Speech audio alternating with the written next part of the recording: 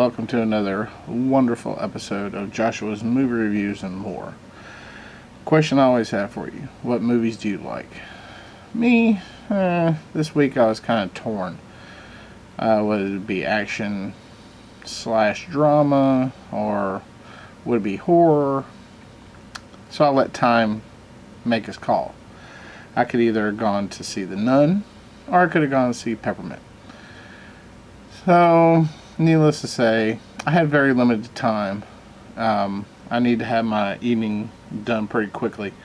So I went and saw Peppermint because it was getting shown earlier. I would have loved to have seen The Nun. In fact, I still have plans to see it in the future. As you know, I try to release as few spoilers as I possibly can. I don't look at trailers and try to make up something. I actually do see these movies. But I try to release as little spoilers as I can, unless I'm reviewing an older movie, and that's just to inform maybe younger generations or something like that, movies they might want to watch. Peppermint has Jennifer Gardner in it. She plays Riley. She is at the beginning of the movie, she's just a mom. Suburban mom, works, husband works. Husband gets into some squirrely stuff, and unfortunately he gets targeted by a gang, gets killed. You can tell that from the trailers. And unfortunately, you can also tell by the trailers that the daughter gets killed as well. She gets, according to the trailers, she's gone for 5 years, trains up, comes back. Jennifer Gardner has been in the Alias TV series. She's been in Pearl Harbor, Catch Me If You Can, Daredevil, 13 Going on 30, Elektra, Juno, Butter, The Odd Life of Timothy Green, Alexander, and The Terrible, Horrible, No Good, Very Bad Day. Now, when I list these movies, she's been in more movies than that, obviously. More stuff than that. I try to list the things that I've seen, with a few exceptions. I've never seen the Alexander movie, The Terrible, Horrible, No Good, Very Bad Day. The only reason I listed that one is because I really like the title. It's fun to say. On certain cases, I do list movies that I have seen, some that I wish I hadn't seen. Butter is one of them. That's 2 hours of my life I'll never get back. It's kind of like, Butter is kind of like watching people make sand sculptures, which is really cool, but out of butter, which isn't cool. But yeah, people making sculptures out of butter. Anyway, I have not seen Elektra, only because I've seen so many bad reviews about it. I mean, almost every review I've seen about it is bad. The only reason I listed it here is because it's the only, other than a few of them, it's the only real one I've ever actually seen her in where she's done real action. Which obviously Peppermint is all about the action. It also has John Gallagher Jr. He's as Carmichael. He plays a detective who's investigating the case about the killing of her family and everything like that. And the only real thing I've ever seen him in is 10 Cloverfield Lane, which he played a good part in that as well. Obviously, it's not the only thing he's been in, but it's the only thing I've seen. You also have John Ortiz.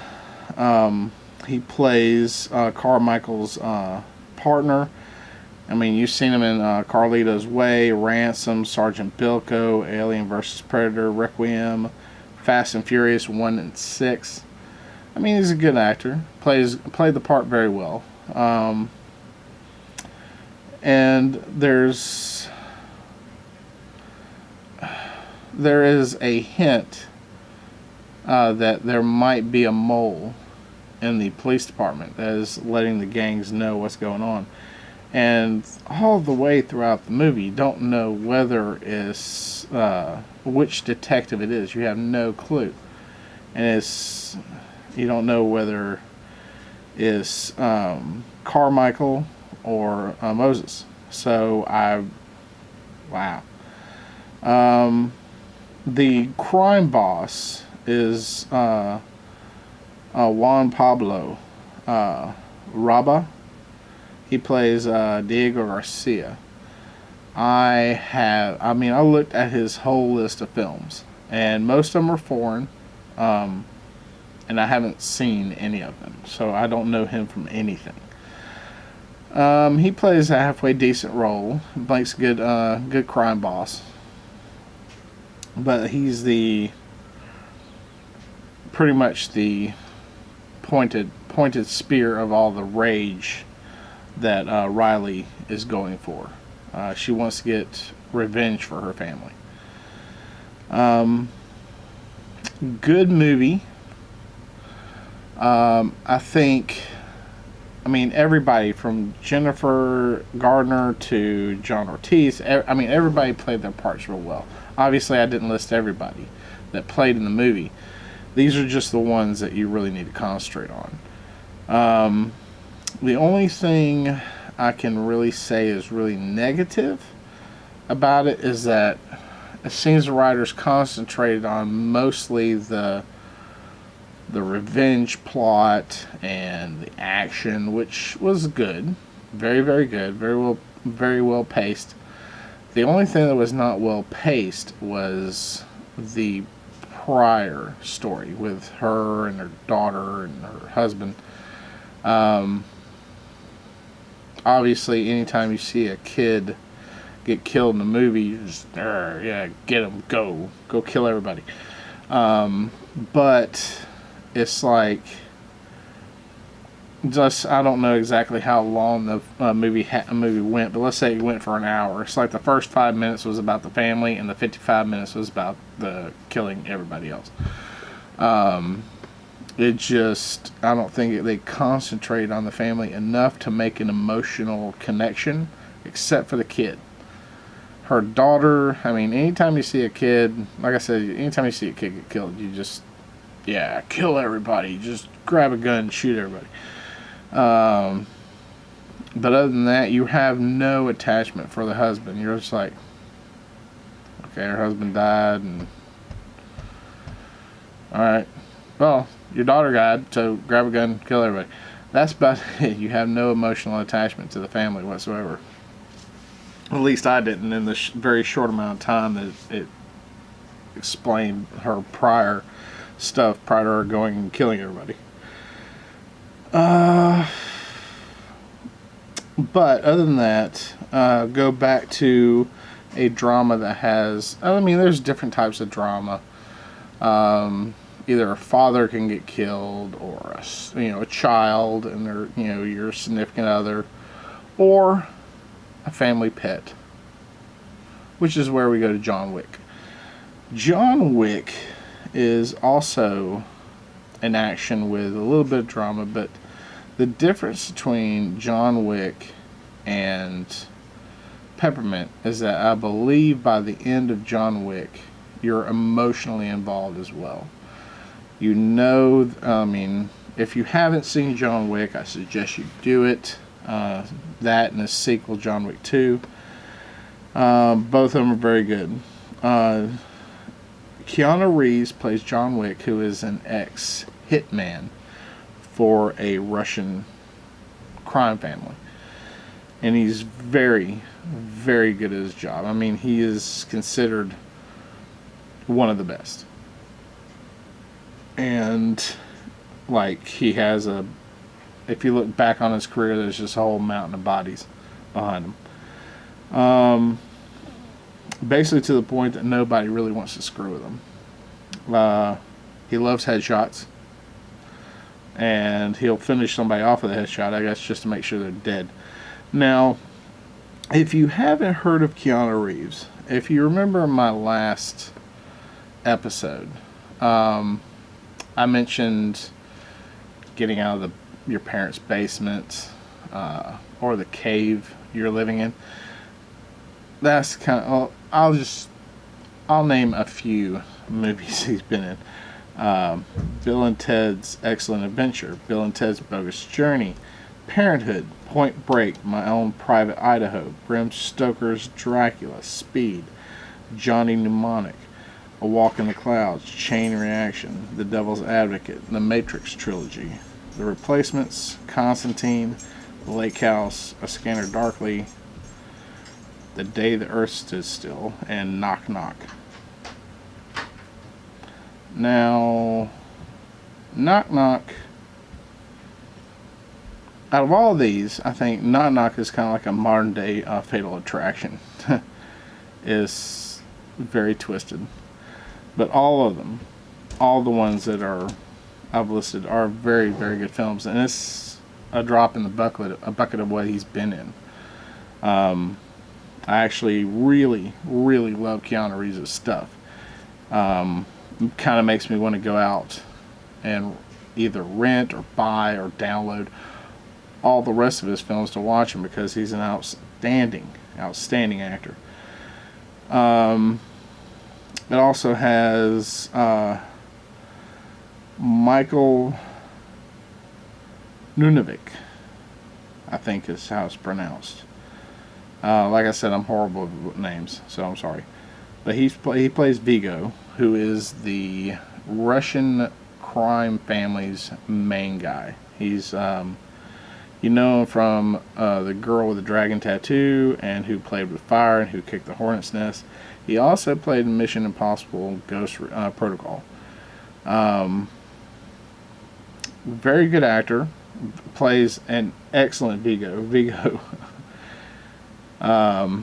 He's kind of like, he's the guy who, you know, he wants to stop the bloodshed at the beginning. Then stuff goes down. He kind of, I don't know where he gets all his henchmen from.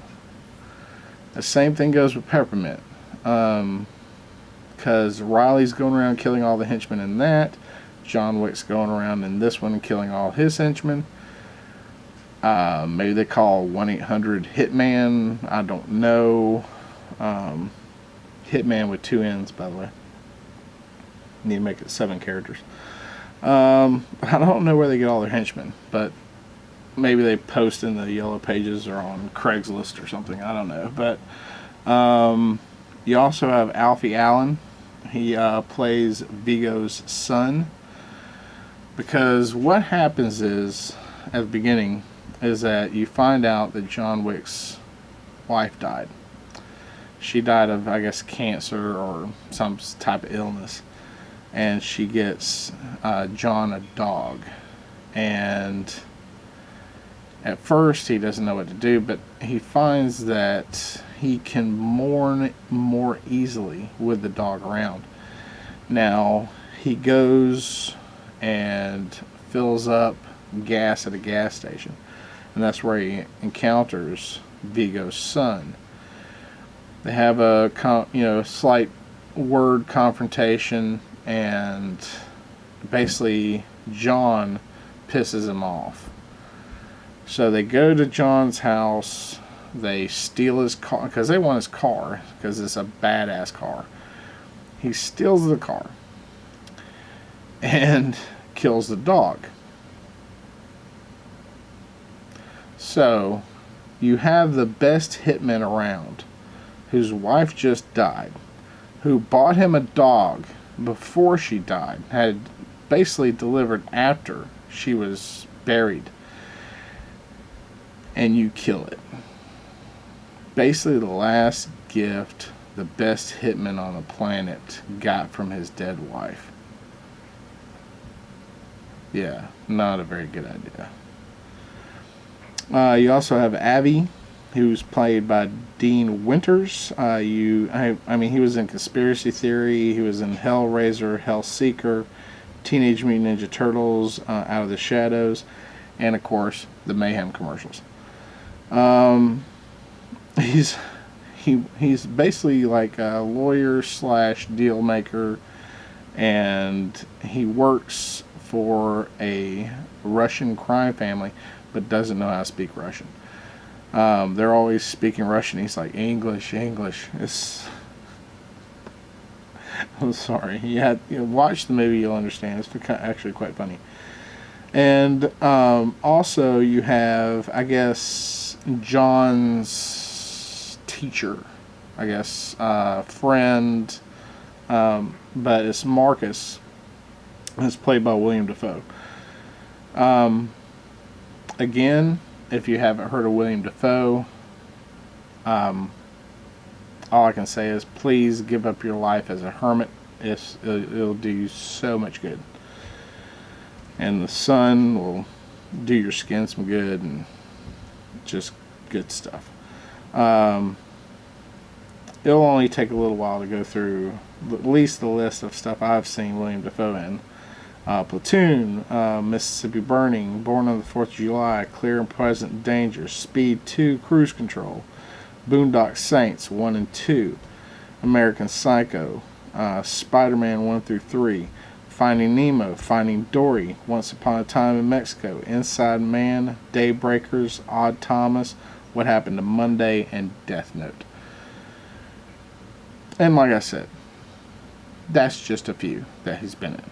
I mean, I went through his whole entire list of films, and I was deleting so many because I haven't seen nowhere near all his films. Again, he plays an excellent part. You don't know whether he's trying to kill John or save John or whatever the hell he's trying to do. It's very fun to watch. And like I said, these are not all the people that play in the movie, but it's the ones you really want to pay attention to. Another thing I want to review is FundMe. FundMe is, of course, not a movie. It is a website that people can raise funds on. And it's kind of interesting. GoFundMe is basically a fundraising website. And the reason why I'm reviewing it is because I read in the news that there was a family who was raising money for a homeless veteran, and they raised, I think, what was it, $300,000 or something like that, and they basically took most of it. They gave, like, I think maybe $25,000 to the homeless veteran and kept the rest.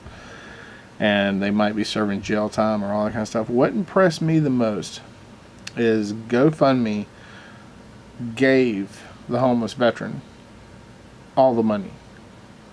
They basically said, okay, we're out $275,000. There it is. You got $25,000. Here's the rest of it that you were promised. And since I'm a veteran, that is absolutely fantastic. If you have a fundraiser, if you're raising money for something, it's definitely worth taking a look at. And they're obviously a very stand-up type of company if they're willing to give a homeless veteran $275,000 out of their own pocket. A friend of mine at work, he's like, why would they do that? It's not their responsibility or anything like that. And I was like, okay, number one, it's the right thing to do. And it shows what type of company they are. And even if it wasn't on their minds, which it might have been, giving $275,000 to a homeless veteran, that alone is worth God knows how much good press. So, like I said, main thing is, it was the right thing to do. Other than that, makes them just more people wanting to seek them out. Other than that, I mean, that's it for this week. I'm sorry the video isn't so late. Like I said, I don't have that much time on my hands. I'm going to school, plus I got a job where I mostly work 10 hours a day. My last video, Sorry about the dog at the end. I know I put in the description of saying, hey, sorry about the dog barking at the end. The dog in question barks at anybody coming toward the house. But that's the only thing he barks at. But I didn't know my mic would pick it up. It's a good mic. Other than that, I'll part with these words. If you're not going to be good at it.